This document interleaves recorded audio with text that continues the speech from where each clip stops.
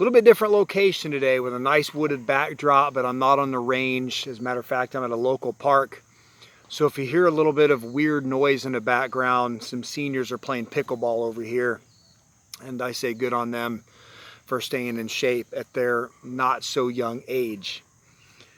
I've been contemplating doing this video for a while, but I have to be inspired to do content or feel like I'm sharing something that's going to be useful for people. And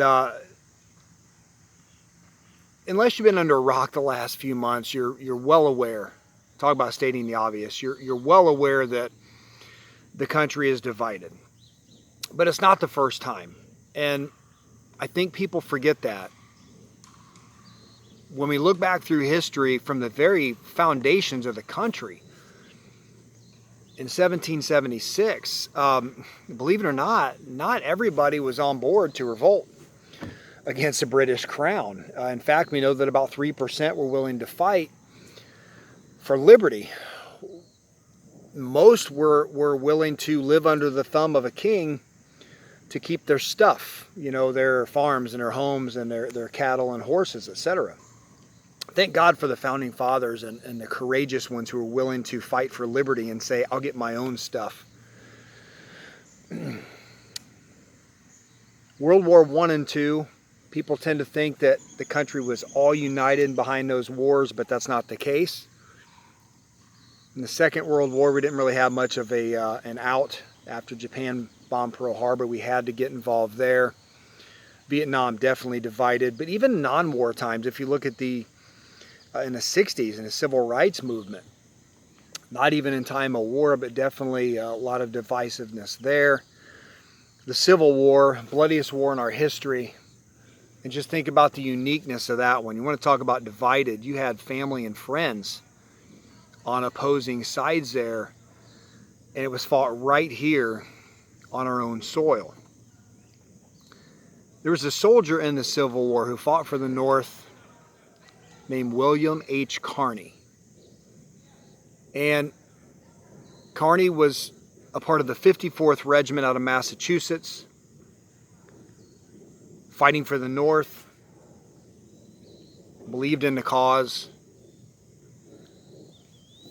And during the attack on Fort Wagner outside Charleston, South Carolina, the 54th Regiment is moving up the hill there to take that fort, and the color guard was shot. And before he even hit the ground, Carney threw down his weapon and went over to catch the flag as it was falling to the ground. And he did. And he wrapped that flag up and hung on to it. During all of this turmoil, and with the 54th being pinned down by artillery fire, Carney is shot twice. The flag still never touched the ground. And about the third time he's shot, he runs into someone from the 100th Regiment who recognizes the problem. You're hurt, let me carry those colors. And Carney said, no, I'll only hand this flag off to someone from the 54th Regiment, my men.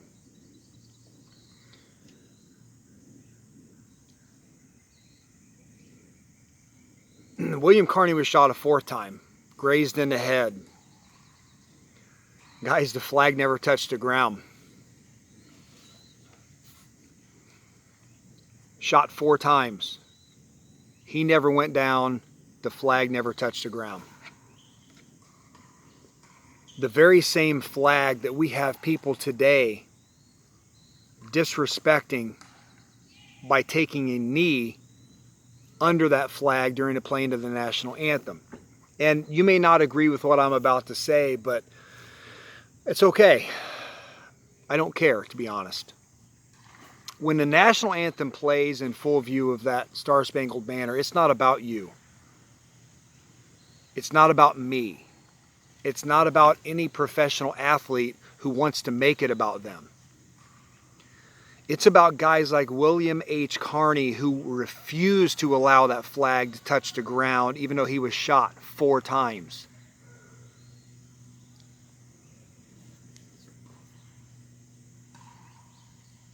William H. Carney was born a slave. His father escaped the South, went to the North, bought the freedom of his family. Carney learned to read and write, and by 15 years old, felt a calling to be a minister, to preach. By age 23, he volunteered to fight for the cause, and in his words, he said, "I can better serve my God by serving my country and my oppressed brothers, those still captive to slavery." So while he recognized the real problem of racism and slavery, he refused to call the Star-Spangled Banner a sign of oppression.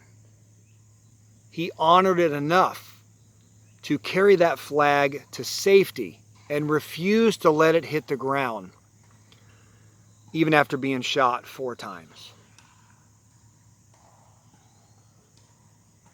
When he rejoined the 54th Regiment safely, he told the men there, the old flag never touched the ground. He took pride in that.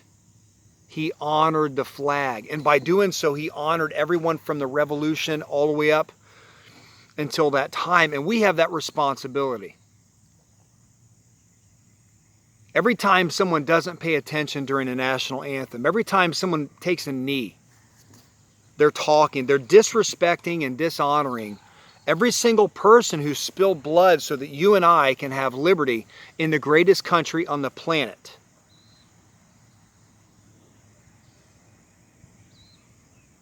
William Carney was a hero. These sports figures nowadays who want to take a knee are a joke.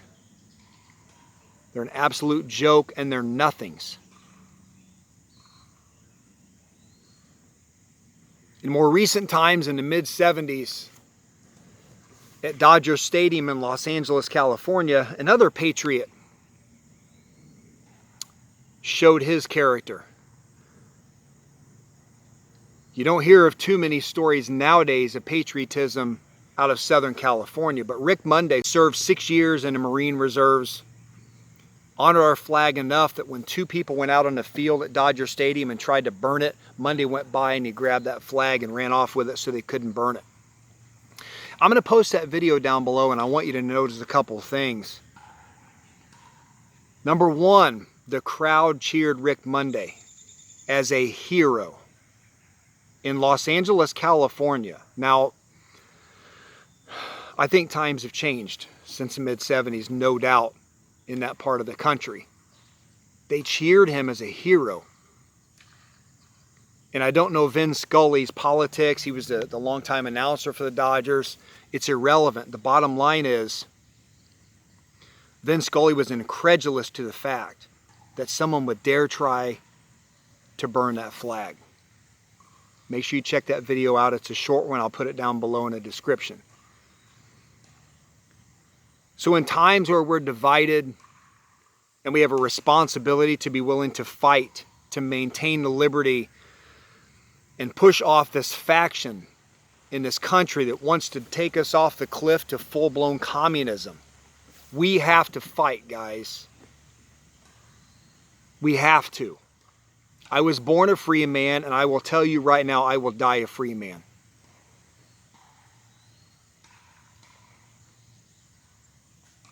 So during trying times, tough times, it's really important to hear stories of Rick Monday and William H. Carney, because they don't just encourage us, but they also humble us.